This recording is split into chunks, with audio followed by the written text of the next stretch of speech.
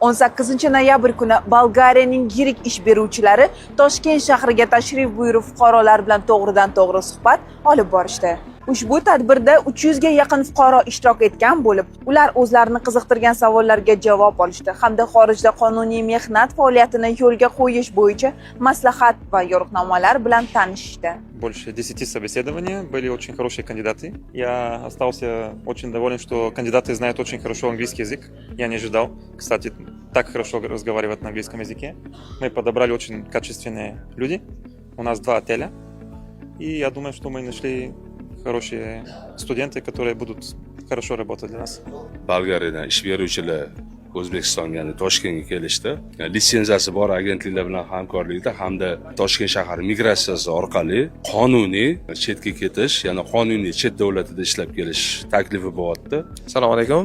Nasim Dilshod. Bugun keldik, tadbirga ko'rdik. Hammasi zo'r bo'ldi. Yaxshi tushuntirishdi.